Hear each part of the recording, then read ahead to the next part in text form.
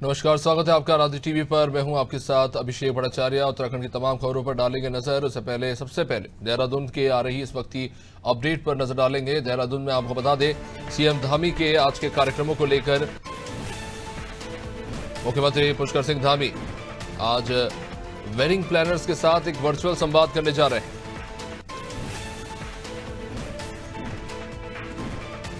उत्तराखंड जहां पर जो मूल रूप से आने वाले पर्यटकों के लिए एक हॉटस्पॉट माना जाता है, जहां पर एक नई पहल भी की जा रही है, वो है डेस्टिनेशन वेडिंग को लेकर एक बड़ा हब बनाने की कोशिश हो रही है उत्तराखंड को। और इसी को लेकर वेडिंग प्लानर्स के साथ आज वर्चुअल संवाद करेंगे पुष्कर सिंह धामी। डेस्टिनेशन वेडिंग को लेकर चर्चा होगी और साथ ही साथ पुष्कर सिंह धामी का आज गोपेश्वर में भी एक दौरा है। यहां पर एक रोड शो में शामिल होने के लिए पहुंचेंगे मुख्यमंत्री धामी।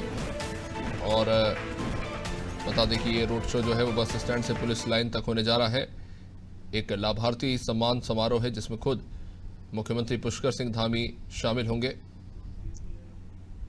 लगातार आने वाले लोकसभा चुनाव को लेकर भी राज्य की सरकार अपनी तैयारियों में जुटी हुई है। देहरादून से हमारे सहयोगी सोनू विस्तृत जानकारी के साथ हमारे साथ जुड़ चुके हैं। सोनू, आज मुख्यमंत्री के काफ़ी सारे महत्वपूर्ण कार्यक्रम हैं और दौरे भी। सबसे पहले बात करेंगे वेडिंग प्लानर्स के साथ जो वर्चुअल संवाद होने जा रहा है उसको लेकर कि क्या रणनीति है राज्य सरकार की, क्योंकि प्रधानमंत्री मोदी ने भी इसका जिक्र किया था और उसके बाद हमने देखा कि किस तरह से जो है डेस्टिनेशन वेडिंग की संख्या जो है वो बढ़ती हुई नजर आई है। तो उसे किस तरफ ले जाने की अब राज्य सरकार कोशिश कर रही है? देखिए अभिषेक, लगातार सरकार के स्तर से ये प्रयास किए जा रहे हैं कि उत्तराखंड को डेस्टिनेशन वेडिंग के तौर पर एक हब के रूप में स्थापित किया जाए और इसी के तहत सरकार एक के बाद एक कदम उठा रही है।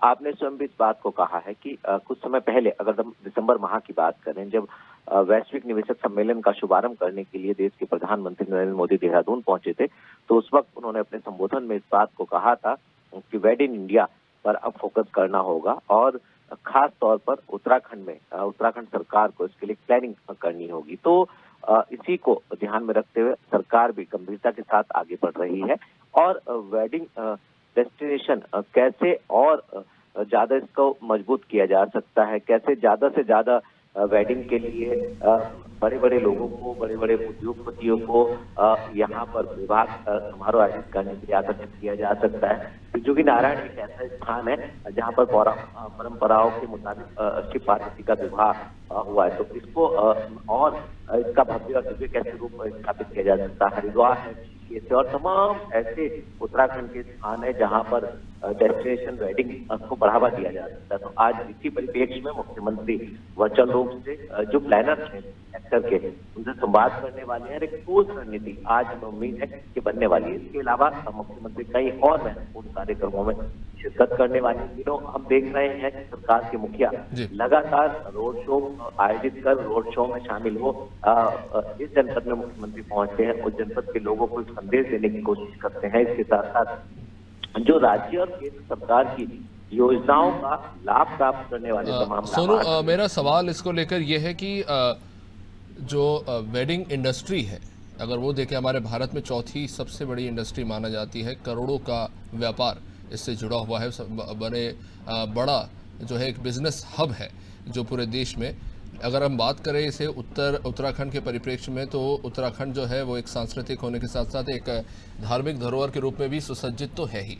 लेकिन अगर हाल ही के दिनों में अगर हम बात करें कि हमने जैसा कि देखा कि वहाँ पे डेस्टिनेशन वेडिंग करने वालों की संख्या में एकाएक जो है बढ़ोतरी तो हमें देखने को मिली। लेकिन क्या किस तरह की डिमांड्स हैं, किस तरह की रिक्वायरमेंट्स हैं जो निकलकर सामने आ रही है? क्योंकि जहाँ पर हम देखें तो भौगोलिक रूप से उत्तराखंड एक जो है एक सेंसिटिव क्षेत्र माना जाता है इकोलॉजिकली, और वहाँ पर अगर हम बात करें कि बड़ी संख्या में इस तरह के बड़े सार्वजनिक आयोजन करने की अगर तैयारी राज्य सरकार कर रही है, तो जाहिर तौर पर एक पब्लिक प्राइवेट पार्टनरशिप की तरफ क्या बढ़ रही है राज्य सरकार? देखिए अभिषेक, ये बहुत अहम सवाल आपने किया है क्योंकि सरकार इकोलॉजिकल और इकोनॉमिकल दोनों ही पहलुओं पर फोकस कर रही है, क्योंकि यहाँ की उत्तराखंड की जो भौगोलिक संरचना है उसके लिहाज से एयर कनेक्टिविटी, खास तौर से ट्रांसपोर्टेशन, वो स्थानीय लोगों के लिए भी और बाहरी क्षेत्रों के लिए भी कई बार चुनौती बन जाता है। तो इसका कैसे सरलीकरण किया जा सकता है, तो इसका जो समाधान है सरकार वो एयर कनेक्टिविटी को मजबूत करने पर फोकस कर रही है, ताकि जो वेडिंग के लिए दूरस्थ क्षेत्रों के, दूसरे राज्यों के, देश के अलग अलग कोनों से लोग यहाँ पहुंचेंगे, उनको सहूलियत या उनको सुविधाएं हम कह सकते हैं कि उपलब्ध कराई जा सके। और ये बात भी सही है कि जब से प्रधानमंत्री ने अपने संबोधन में इस बात को कहा है, तब से उत्तराखंड में जो वेडिंग का ग्राफ है वो बढ़ा है और लोग आकर्षित भी हो रहे हैं। इसको और कैसे मजबूत किया जा सकता है और जो डिमांड की जा रही है उनको कैसे उपलब्ध कराया जा सकता है, खास तौर से कनेक्टिविटी है या जो इसके अलावा जो पर्वतीय क्षेत्रों की खूबसूरती है उसको और कैसे बेहतर किया जा सकता है, ये तमाम ऐसे पहलू हैं जिन पर सरकार ने काम करना शुरू कर दिया है। और उम्मीद भी यही की जा रही है कि सरकार जब इसको पूरी योजना को धरातल पर उतारेगी तो निश्चित तौर पर एक बड़ा बूम उत्तराखंड में वेडिंग डेस्टिनेशन के क्षेत्र में आने वाला है। बहुत बहुत शुक्रिया सोनू, आप बने रहिए हमारे साथ। तो जाहिर तौर पर आने वाले समय में जो वेडिंग डेस्टिनेशन के हब के रूप में उत्तराखंड को विकसित करने की कोशिश हो रही है, उसकी ओर एक और कदम बढ़ाने की राज्य सरकार की कोशिश है। खैर समाज में क्या होता है वो तो चर्चा के बाद ही स्पष्ट हो पाएगा।